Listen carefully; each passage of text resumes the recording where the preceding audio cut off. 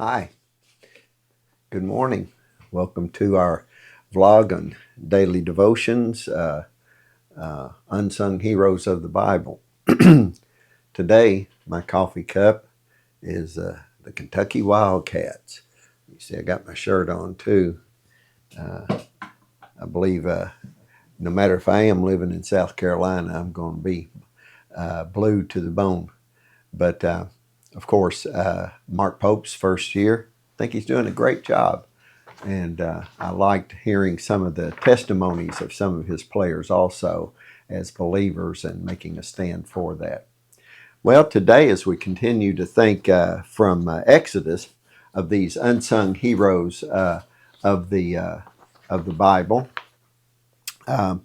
we're still in that Moses story, and a lot of people know about Moses, the great leader of Israel. He confronted Pharaoh, the parting of the Red Sea, the Ten Commandments, all of those things. But we're looking at unsung heroes. The Bible don't get a lot of attention. And this person we're looking at today, Moses, would never have been the leader of Israel, and his very life was in danger. Who saved him? Well, it wasn't Pharaoh, wasn't Aaron, his brother, wasn't even Moses himself. It was his wife, Zipporah.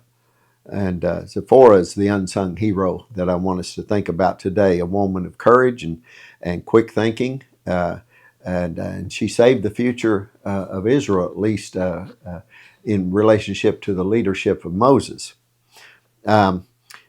So there was a divine appointment here, it seems, with Zipporah.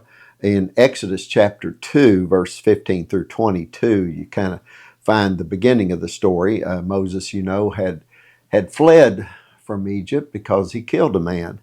And he went out into the desert wilderness area. One day, 7 daughters of a priest came to water their father's flock. Local shepherds drove them away.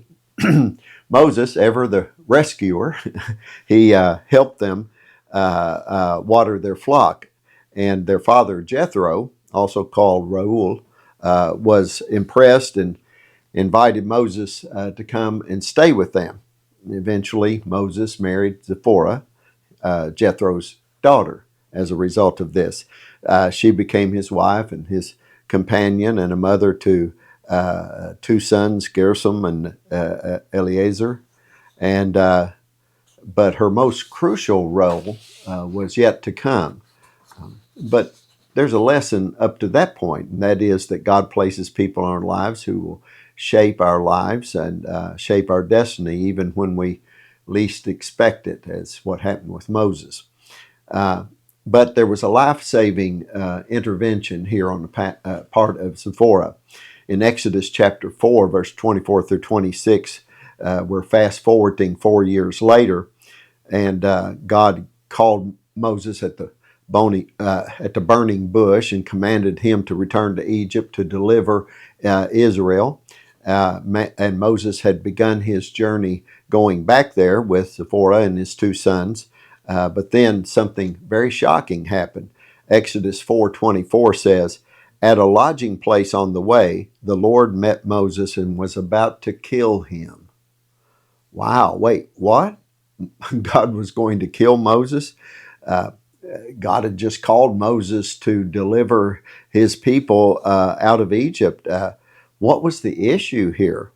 Well, Moses had failed to follow the covenant sign given to Abraham, one of circumcision. He had not circumcised his son.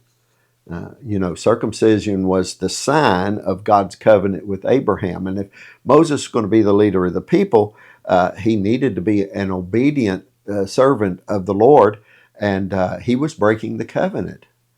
So Moses, the great leader, had neglected his own household's obedience, and now his life was in danger.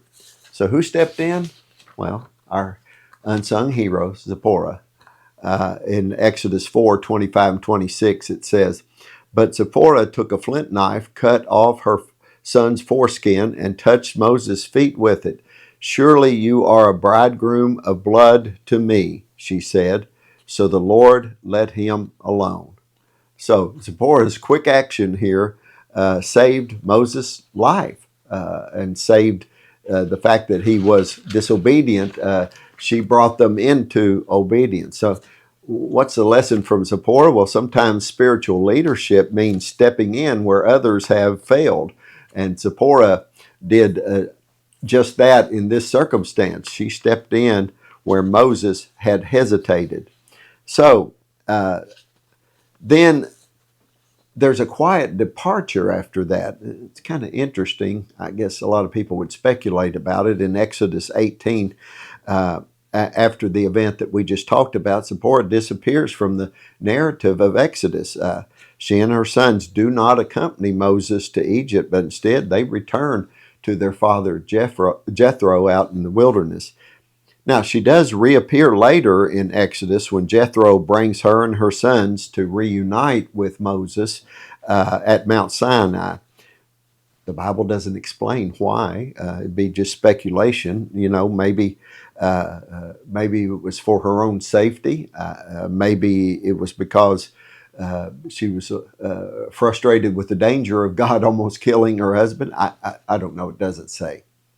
But regardless, her role in history is sealed then at that point.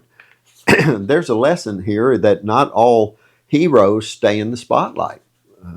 Some play their role and then they step back, and others take the lead. Zipporah was like that. She was a woman of courage, obviously. She reminds us that even behind the scenes has an impact on shaping history. She was a woman of discernment. She recognized the spiritual crisis and did what it took to fix it. She was a woman of action, you know, taking that step of action. And she's a woman of legacy because she was playing her part in God's redemptive story. So, Zipporah's story might cause us to ask some hard questions like, are we willing to step up when leadership fails? I don't know. Are we obedient to the small things that might have big consequences? Are we okay with playing a quiet role, even if it is a crucial role in God's story? Well, you don't have to be a Moses to change history. And this unsung hero of Zipporah shows us that it takes courage to take these acts of obedience, but they are very important. If you like these Bible studies, these vlogs, share this channel, like it, and subscribe to it. It's free. You want to know more about what's going on with Tim Searcy Ministries, go to timsearcyministries.com. And God bless you. Have a wonderful, wonderful day.